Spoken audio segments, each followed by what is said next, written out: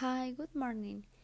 This is our article presentation, and today we are going to talk about bilingualism in the early years, what science is, which is one of the topics of the articles we choose to do this research about bilingualism in children. Okay, our team is formed by Carla Alcántar, Lluvia Villafranca, Sinaí Pérez, Aremi Rentería, and me, Patricia González. In this presentation, we are going to talk about bilingualism in the early years, which is the main topic, and then we are going to talk about some of the questions this article answers. This article is intended for parents and the many people who parents turn to for advice about fostering successful bilingual development, such as preschool teachers, elementary teachers, pediatricians, and speech-language pathologies. Okay, so before it starts, we need to know what is bilingualism and why we choose this topic.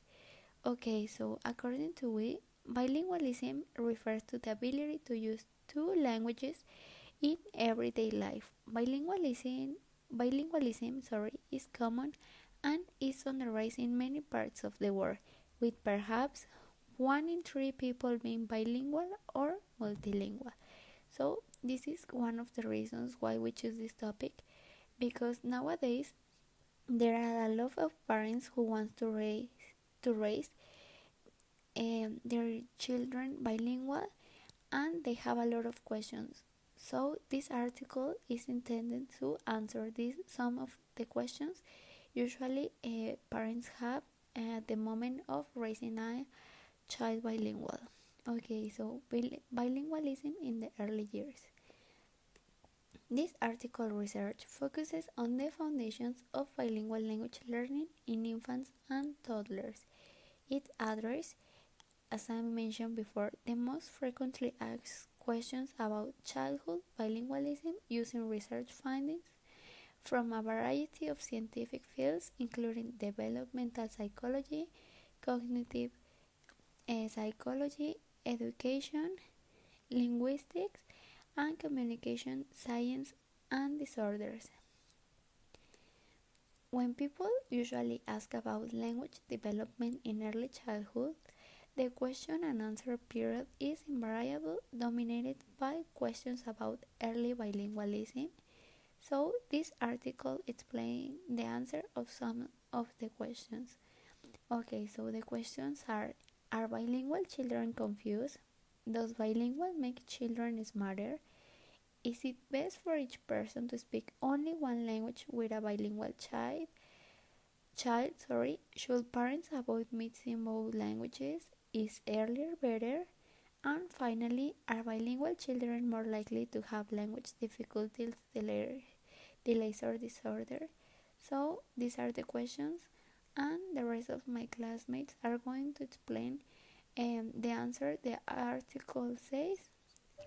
So, the first question that needs to be answered from the article is: are bilingual children confused? So, this is actually a big concern for parents that have to raise their kids in a bilingual household because they think it causes confusion.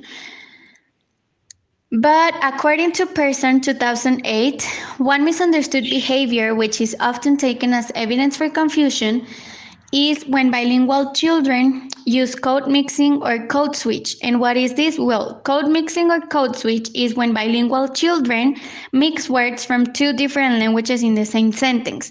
For example, I am going to pretend I have bilingual children and I want an apple. So I go to my mom and ask, Mom, dame an apple, please. Okay, that can be an example. So code mixing is a normal part for bilingual development, and bilingual children have very good reasons to use this, the code mix.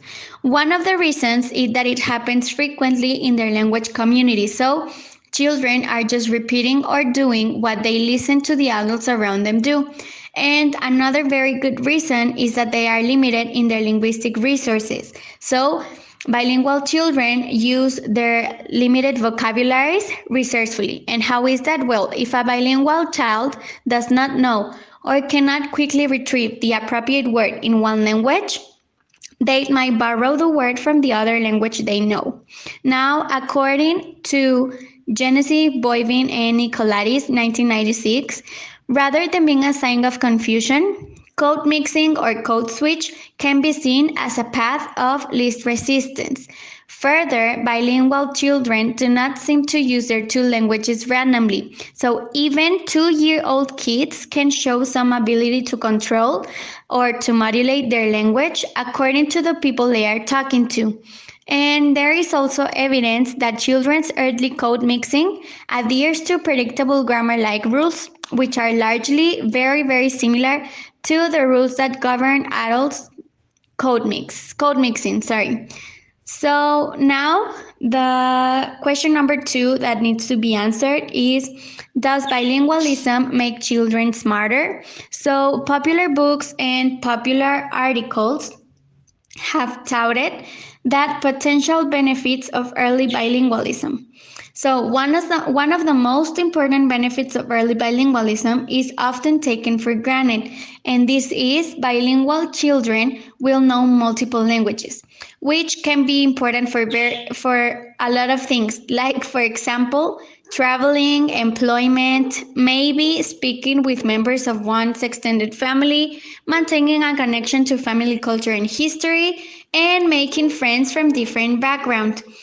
However, according to Akatar and Menjivar 2012, beyond obvious linguistic benefits, researchers have investigated whether bilingualism confers other non-linguistic advantages. So, several studies have suggested that bilinguals show certain advantages. For example, cognitive advantages. So, in particular, bilinguals appear to perform a little bit better than monolinguals on tasks that involve switching between activities and inhibiting previously learned responses. So, although these advantages have been mostly studied in bilingual adults and children, new evidence suggests that even bilingual kids show cognitive advantages.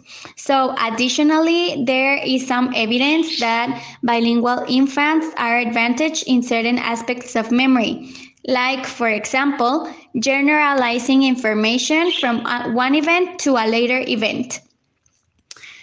Also, researchers had not been able to determine exactly why these advantages arise, but there are several possibilities. So, bilingual adults have to regularly switch back and forth between their languages and inhibit one language while they selectively speak another. Amongst infants, the need to constantly discriminate their two languages could also play a role. However, it is very important to mention that bilingualism is not the only type of experience that has been linked to cognitive advantages. So, similar to this, are also seen in individuals with early musical training, showing that multiple types of enriched early experience can promote cognitive development. Regardless to origin, it should be noted that the bilingual advantage had sometimes been overplayed in the popular press. So far, bilingual cognitive advantages have only been demonstrated using highly sensitive laboratory-based methods, and it is not known whether they play a role in their everyday lives. So, the reported advantages do not imply that bilingualism is an essential ingredient for successful development. So for this subject, we have two more questions. First, is it best for each person to speak only one language with a bilingual child? And the second question, should parents avoid mixing both languages? Let's see the answers.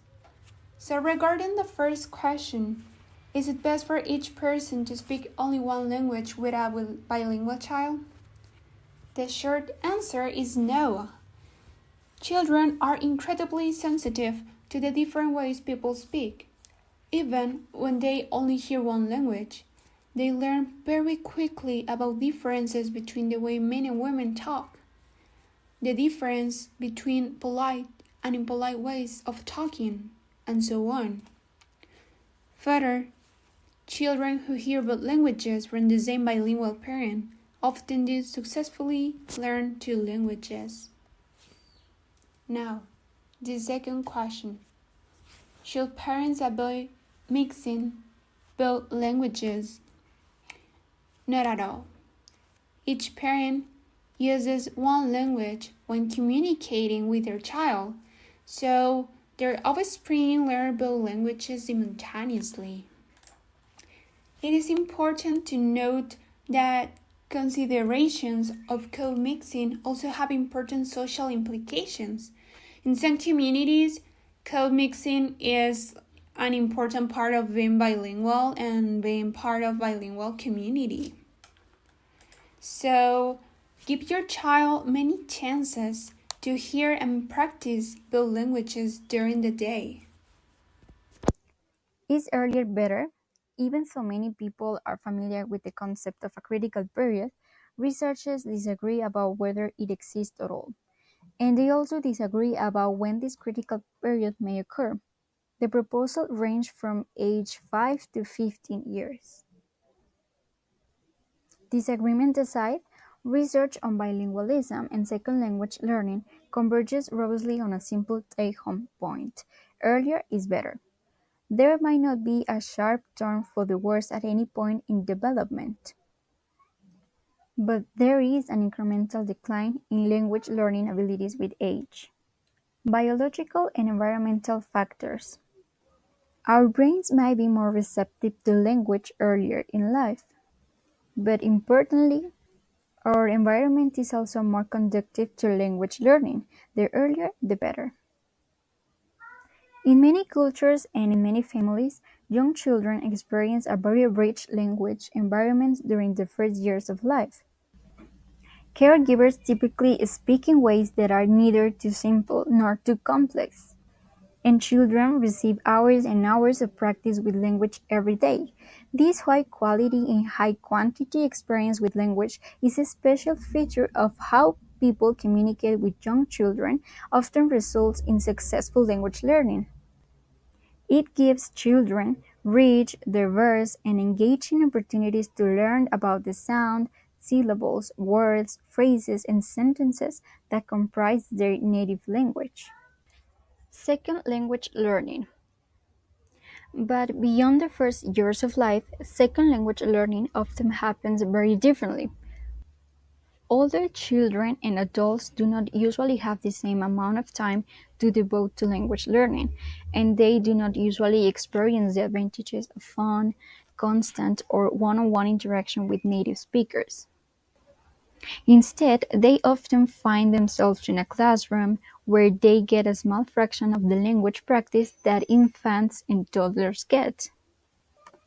In classrooms, words are defined to them, and grammar is described to them, but even when defining and describing can be effective, they are not as powerful at discovering language from the ground up. However, the take-home message about bilingual language exposure are clear: more is better and earlier is better. Language learning becomes more challenging with time, for both maturational and environmental reasons, but for those who are motivated, it is never too late to learn a new language. Are bilingual children more likely to have language difficulties, delays, or disorders? Bilingual children are not more likely than monolingual children to have difficulties with language, to show delays in learning, or to be diagnosed with a language disorder. The science explains. Parents' perceptions are often otherwise. They feel that their child is behind due to their bilingualism, revealing an interesting disconnect from scientific findings. Science has revealed an important property of early bilingual children's language knowledge that might explain this misconception. While bilingual children typically know fewer words in each of their languages than do monolingual learners of those languages, these apparent differences disappear when you calculate bilingual children's conceptual vocabulary across both languages. That is, if you add together known words in each language and then make sure you don't double count cross-language synonyms, for example dog and perro, then bilingual children know approximately the same number of words as monolingual children. This hypothetical example about equivalence in vocabulary is supported by research showing that bilingual and monolingual 14-month-olds are equally good at learning word-object associations. This offers some reassurance that young bilinguals, like young monolinguals, possess learning skills that can successfully get them started on expected vocabulary trajectories. There is also evidence that bilingual children match monolinguals in conversational abilities. For example, when somebody uses a confusing or mispronounced word or says something ambiguous, bilingual children can repair the conversation with the same skill as monolinguals. In summary, if you measure bilinguals using a monolingual measure, you are more likely to find false evidence of delay. Fortunately, researchers and clinicians are now developing bilingual-specific measures that paint a more accurate picture of bilinguals' global language competence. We can conclude that bilingual children experience a different language development, and it is very interesting, which implies code mixing, that rather than being a sign of confusion, it is clear that children are not using their both languages randomly. Also, we know that bilingual children perform some tasks better than monolinguals and also have a better memory. However, not only bilingual children can develop these abilities. We also know that talking to children in more than one language is okay due to children's sensibility to the language. We also know that learning a second language while being young is faster and is better due to the fact that our brains are more receptive to the language. So, the youngest, the better. Bilingual children are not more likely to have difficulties with language or have a slow delays in learning. There are many myths around bilingualism and more when it is about children. But after this great research, we have concluded that it is just a different way of learning two languages at the same time.